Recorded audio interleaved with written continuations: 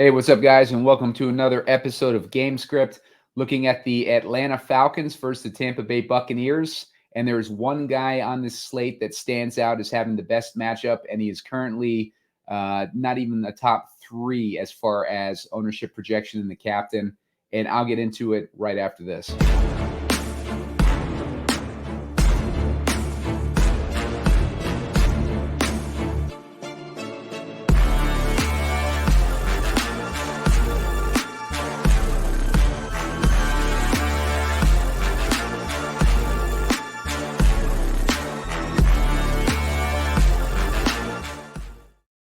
What's up, guys? Simon Edwards at Pumacom here with Heat Seeker Sports, and you're watching Gamescript. I break down the DraftKings Showdown slate for these one-game slates, and tonight we have the Atlanta Falcons versus the Tampa Bay Buccaneers. We're looking at a total of 43.5, so 43.5 points, and we're looking at Tampa Bay as 1.5 point dogs in this one. So that's kind of surprising to me. I would have figured Tampa Bay would be the favorites in this game, but they are playing in Atlanta, and it's a divisional rivalry. So maybe there's some reasoning behind that, but it's going to be an interesting game. Hit that like button. Looking for 30 likes so we can put out a shorter video later on. Make sure to subscribe to the channel. I'm looking for 1,000 subscribers. I only need 40 more to hit that. And I appreciate everybody who's hit it so far. You're going to want to subscribe to the channel regardless, because you want to sign up for alerts so that when I put that shorter video out about an hour or so before lock, that you don't miss it. So make sure to hit subscribe. Make sure to like the video. And we can get into it a little bit here. So, yeah, it's a very interesting game. There are some injuries that are going to impact some of these guys that we decide to put in our lineups. Trey Palmer is out for Tampa Bay. These are the biggest ones, and Jalen McMillan are both out for Tampa Bay. That's going to improve the matchups or improve the opportunity for guys like Cade Otton. Cade Otton, you can see the last couple weeks has come alive. 8 targets in week 3 versus Denver and 9 targets versus Philly. And he's going to continue to get targeted most likely tonight. He gets 20% of his actually, he's got an 18% target share versus zone coverage, which Atlanta likes to run at a high rate. And then in addition to Cade Otton, another guy that should benefit is going to be Sterling Shepard. Sterling Shepard is a guy that we haven't heard from for ages, a former New York Giant. He's been hurt for the last few years, actually. He's been on and off the field for the last few years, but whenever he comes back, he seems to be a target magnet. And last week, he came out with the injuries to those two wide receiver threes. Sterling Shepard came into the game and got 5 targets right off the bat. Sterling Shepard also played with Baker Mayfield in college, so they have a history together. And Sterling Shepard, a reliable weapon, and he's only at 1,600 on the slate tonight. So he's going to give us salary relief. Normally, I don't like the dumpster dive too much, but I'm looking at all these cheap guys, and Sterling Shepard is a clear best guy to target in these lower ranges. So we'll get into that in a minute. Mike Evans is in a tougher matchup than normal. He's got A.J. Terrell most likely defending him. And Atlanta is much stronger against wideouts than they are against the slot receivers. They're allowing, 15 DraftKings points a game to wideouts versus 16.8 to slots. That 15 for wideouts puts him in the bottom 10 as far as matchups for Mike Evans. And the 16.8 for slots puts Chris Godwin in the top 10 for wideouts for Tampa Bay for his matchup. So Godwin is in a situation where he's going to be receiving about, he receives 27% of targets versus cover 3, courtesy of Rich Rebar. And Atlanta plays cover 3 on 42% of their passing plays. So that's a huge advantage for Godwin, on top of being the go-to guy in zone coverage. As far as the zone coverage rate here for Chris Godwin, he's getting 23% of the targets versus zone coverage, courtesy of PFF, versus Evans, who's getting about 22.5. They still get about the same rate, but Godwin has a much better matchup in this one, with the defense for Atlanta also allowing 50% of receptions are allowed to the slot against this defense, which is the sixth highest rate. That's also courtesy of Rich Rebar. Make sure to check out his article over at Sharp Football Analysis. Move on to the next guy. So a really good matchup for Godwin tonight. Bijan Robinson, he's been hurt last couple weeks, but just in general, he hasn't really done too much this year in this new offense with new coaching and Kirk Cousins, brand new quarterback. Last week he was hurt. He did not get a lot of run time last week at all. He only had 7 rushing attempts for 28 yards. Used a little bit more in the passing game, 4 targets for 4 receptions. Tonight, though, I would expect him to get a little bit more usage because he's good at picking up blitzes, and that's what the Bucs like to do at a high clip.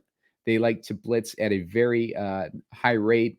They are the 4th highest blitz rate in the league, and Bijan is good at picking up those blitzes. But on top of that, Bijan is also facing off against a backup linebacker. If he in the passing game, that should benefit him. He's facing off against the guy Britt. And if you watch, I don't know if you watch John Gruden's breakdown at all. John Gruden gives a great breakdown of each individual matchup on his YouTube channel. And he was mentioning the opportunity that Bijan's going to have in the passing game, facing off against that guy Britt over on the Bucs. So keep Bijan in mind, hoping that he's popped up on the injury report with a hamstring injury. And last week he popped up with a shoulder injury. So hoping that Bijan is healthy and doesn't have any it looks like he doesn't have a designation for Thursday's game. That's an update. Looks like came out yesterday. So that's good for Bijan. No injury designation, and he's got that key matchup. On top of that, the Bucs are allowing 25.4 DraftKings points a game to the running back position, and a lot of that is coming in the passing game. So Bijan, definitely want him on our radars tonight in tonight's game, despite lackluster performance so far this year. Hopefully that'll chase off some of the ownership, but looks like he's going to be the highest projected captain tonight, or at least the second highest projected captain. So Bijan, maybe not the best captain option, but he's going to be a good guy for us to have in our lineups. Baker Mayfield's been on fire, 29 DraftKings points, 20 DraftKings points, and then 32 DraftKings points last week. He had that dud against Denver's defense. Atlanta is a bend but don't break type of defense, so they're not going to allow a lot of passing touchdowns. But Baker Mayfield, he could even rush in a touchdown as far as we know tonight, because that running back core for Tampa Bay has been struggling. But Baker also has the ability to make those short completions. He's been letting go of the ball at one of the fastest rates in the league, if not the fastest rate in the league. So teams have been struggling to get any pressure on him, and Atlanta doesn't apply a lot of pressure anyways. So expect Baker Mayfield to have his way with his receivers going underneath guys like Godwin, the tight end Otten that I talked about, and maybe Sterling Shepard. So Baker Mayfield will be very interesting tonight. Drake London, another interesting guy. There's a lot of guys with good matchups, even though they don't look like good matchups when you compare them to the defense, but good individual matchups. But Drake London is a guy that has done very well versus the Bucs in the past, and he's in it here with a completely different offense and quarterback and everything, coaching staff, just everything in general is new this year. But Drake London, we've seen him put up 18.7 DraftKings points against Kansas City, which has a tough pass defense. He put up 17 against Philly a couple weeks ago, and he put up 12 DraftKings points in a tough matchup against New Orleans last week. So keep Drake London on your radar. Couple other advantages for Drake London is 46% target rate when he's blitzed, and Bowles likes to blitz a lot. He also has 34% of his routes are being run from the slot, where Tampa Bay is giving up a lot of receptions. And, he's just in general performed well against this defense in the past. Good matchup for Drake London. And again, like courtesy of Rich Rebar with that 46% targets when blitzed stat. Good article by Rich Rebar every week. I recommend checking it out highly. So next guy we want to look at is Kirk Cousins. Cousins has struggled, and he should struggle tonight against the blitz and with a lot of pressure. It's not the best matchup for him, and expect him to maybe rely on the short pass and his running backs and stuff like that for tonight's game. Let's see, Darnell Mooney. Darnell Mooney is a guy that I like as well. My water filter on my fridge is broken, so I have no water, filtered water coming out, so I got no water to drink. So if I'm struggling with my throat, you guys will have to excuse me on this one. I'm recovering from a sore throat. Darnell Mooney has a good matchup in this one. He is up against a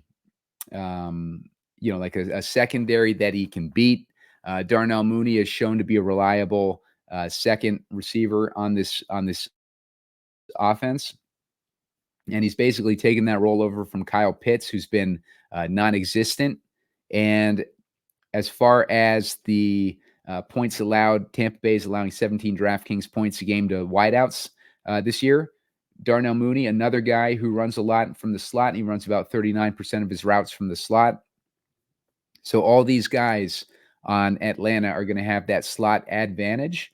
And so if we see ownership ticking up too much on Drake London, Darnell Mooney's an easy pivot. He'll have the easier matchup. And on top of that, he'll get a decent amount of targets. He's benefited where Drake London has struggled this year from the coverage on London. So Darnell Mooney is a good salary relief guy if we need to pivot off of London to work other guys into our lineups tonight. Rachaad White, he's been getting less and less workload as the weeks go by. Last week he split just about evenly with Bucky Irving, and Rachaad White, you can see why he hasn't really done anything this year. Don't be surprised to see Bucky Irvin make a breakout game tonight. We see the last couple weeks has been building to that 9 attempts, 10 attempts, 3 targets, 2 targets. They need to get the run game going. Rachaad White has been struggling, and we have an advantage as well with an injury for Atlanta. Their mid linebacker Troy Anderson is out, and that is good for these running backs on Tampa Bay's side. And at 6,400, we could get some relief on a breakout player tonight against this Atlanta defense, especially if the Bucs play from a lead. And we already know that the Falcons are good at defending the pass and potentially preventing passing touchdowns tonight, which makes Bucky Irving even more interesting as one of those guys who can run in and poach some of these touchdowns. We've been getting poached on these slates lately, especially with Kenneth Walker poaching our DK Metcalf touchdown just the other day when Metcalf barely missed the touchdown. We'll skip past these quarterbacks. Kyle Pitts, I've tried him in the captain the last couple slates. This is the third showdown slate that we've had him on, and he has not delivered once on these showdowns for me. I just have trouble pulling the trigger on Kyle Pitts tonight, even though he's going to have that similar matchup to Bijan with that weakened linebacker unit for the Bucs. So, do with him what you will, but I just don't like him. The linebacker that's the biggest loss on the Tampa Bay side is Dennis. I think that's what's getting us that good matchup in that linebacker with that backup linebacker. So let's move on to the next one. Koo and McLaughlin, both in play. Both are solid. You can see they're not very far apart with the points per game. 20 for Koo last week. Koo will be the popular one. He's coming off a huge performance. McLaughlin, maybe get a little less lean. He's been solid though, consistent. Both these guys are good. You get a discount with McLaughlin. Algier, he's got that same running back matchup as Bijan in as far as 25.4 DraftKings points a game that Tampa Bay is allowing to the running back position. So keep that in mind with Algier. We still like him tonight in this matchup, even if I'm leaning a little bit more towards Bijan over Tyler Algier. Falcons defense, not really into the Falcons defense tonight. I think that Baker has been too good, and they got too many weapons and too many potential matchup advantages in this game tonight. So I'm not too worried about the Falcons D. Although any defense is good with salary relief if you need them. Good rotational guys if you got 4,400 and you want to rotate some of these guys in. Falcons, you can always pull something like that. They've been playing above their skis as well. 17 DraftKings points against New Orleans last week. Other than that, they haven't really done too much, but they've been a good defense this year. Cade Otton, same advantage as I was talking about earlier with, like the short field for the Tampa Bay passing game, expecting, like maybe dink and dunks tonight with the bend but don't break type of defense that the Falcons like to run. So Cade Otton, keep him on your radar, especially with all these targets he's getting lately, and he's only at 4K. So that's a good workload opportunity for Otton, considering his salary, especially. Bucks D, I like the Bucks D a little bit better than the Falcons D, given Kirk Cousins, oldness and Achilles injury that he's still recovering from. We saw Cousins frustrated last week. There's just too much going on with Atlanta right now. It looks like McCreary might be out again. That's his offensive lineman. Center Drew Dahlman is out. Like their offensive linemen are banged up. So we're looking at a advantage for this Tampa Bay defense, even though Tampa Bay's defense is missing Antoine Winfield and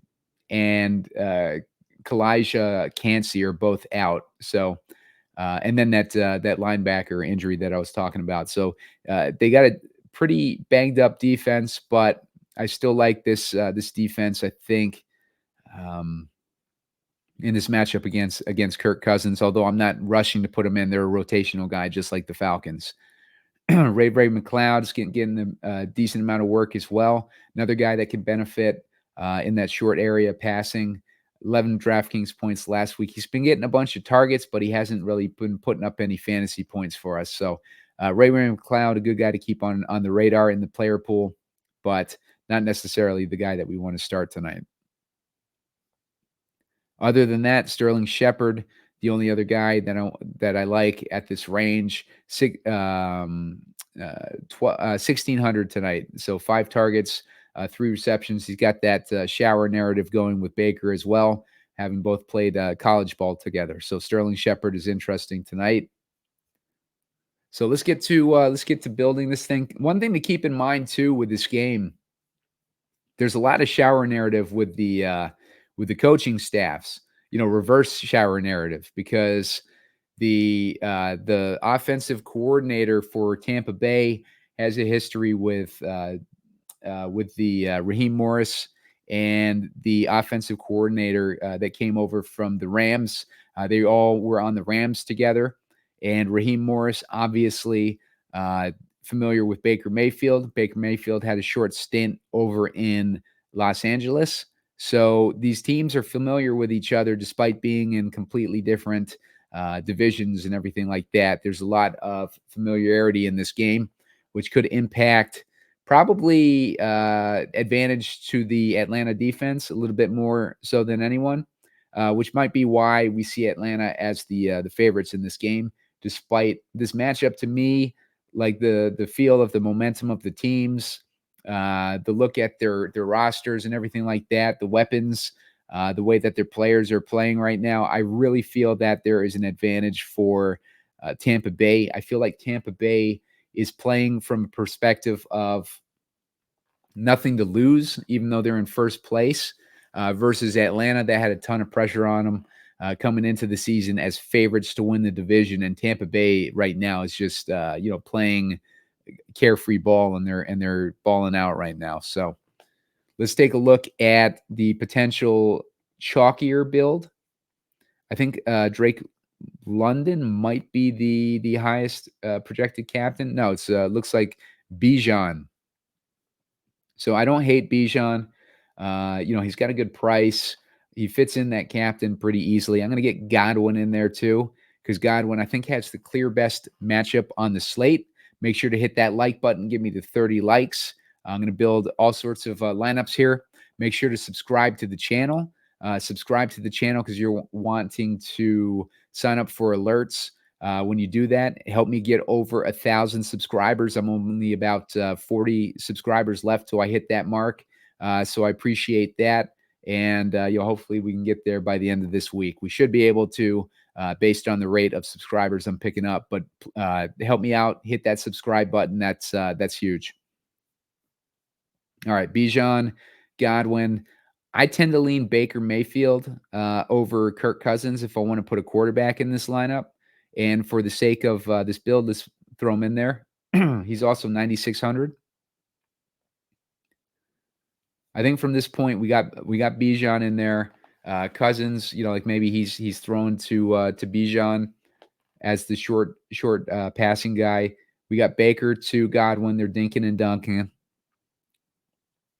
I think we want to get maybe a guy like Mooney in this lineup to help us move the ball a little bit on the Atlanta side. And Mooney gives us that $7,200 discount.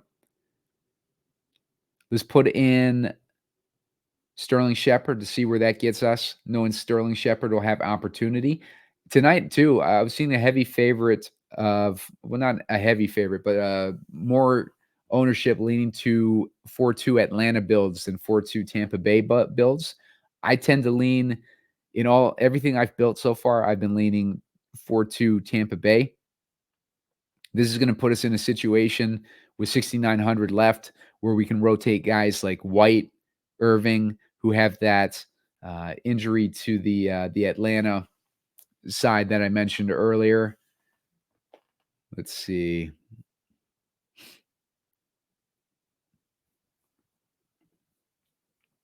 The injury that I'm referring to there is Dennis being out in the linebackers. That's going to be advantage for these.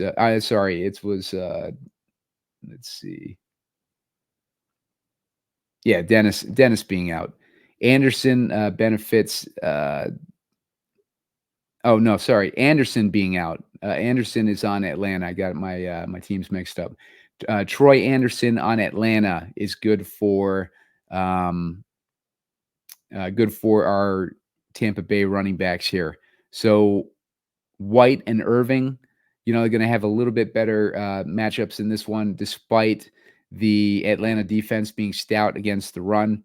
But we get a slightly better matchup here with that injury to the defense. So keep that in mind when you're wanting to decide on this last position.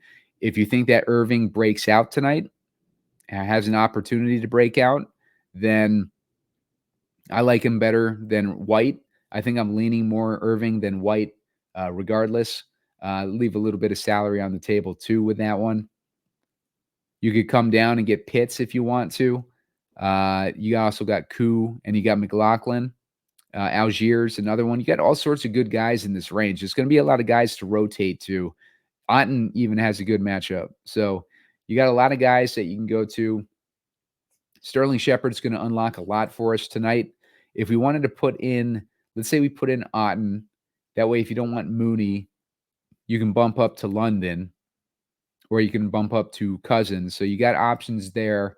A lot of different ways that you can go tonight. Like Sterling Shepard's going to be massive. He's going to be like kind of our skeleton key for building the lineups that we want to tonight, regardless of who we have in captain, even have an expensive Bijan there in captain. If we want to switch this up a bit, I like Godwin a lot in the captain. Godwin, I think, has the best matchup on the slate. And he's also, like he's not even the highest owned. I think he's clearly the best play on the slate tonight. I like Baker in there with that. Otten and Shepard, probably a little too much exposure there. So let's get rid of him. Let's put in Bijan and let's put in Drake London. That's going to leave me with 5,200. So that puts me in McLaughlin, Algier, and Falcons D and Otten range. Another rotational spot. I don't have a preference on any of these guys. Algier, if I got Robinson in there and Robinson isn't the captain, maybe Algier and Robinson are having success against Tampa Bay's run defense, which is giving up 25 DraftKings points a game to the running back position. So you really could go any of those directions here. If you wanted to take London out and you wanted to put in Mooney, that left us with 6,800. That way you got, the Irving and White situation again, who I also like in this spot. Because we got Baker to Shepard and Godwin. We put in one of those guys. Godwin's getting a bunch of PPR, racking up a bunch of PPR yardage. And one of these guys could poach a touchdown easily. And, just works beautifully. I mean, tonight, shouldn't have any trouble with building your lineups. It's just going to be a matter of trying to figure out which of those guys in the rotational section that you want to put in or that you favor. So, make sure that you're kind of thinking that stuff through when you're building your lineups tonight. I don't think you need to get cute with any of these cheaper guys in the captain because, I mean, really, unless you want to squeeze in Evans or London, like if you wanted to, let's swap out Bijan in the captain again. Let's put in Evans over Godwin. Left with 6,700. Again, you're in that rotational. This one you don't even have to struggle to choose Irving over White. It's just handed to you, like with the way that the lineup comes together. So should be a pretty straightforward building night tonight. I feel like it could be, like a really good slate. Sterling Shepard is the skeleton key, as I talked about. Keep in mind there's familiarity between these teams.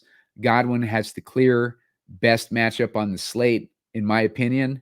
Bijan Robinson, despite being hurt and unproductive recently, could end up having a game. Maybe he gets more work being the blitz pickup guy and, taking advantage of the matchup that he has in that linebacking core.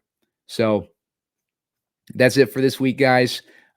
Make sure to hit the like button, subscribe to the channel, get me to 1,000 subscribers, and I will put out a shorter video a little bit closer to lock. So make sure to sign up for those alerts, and I will see you guys later on.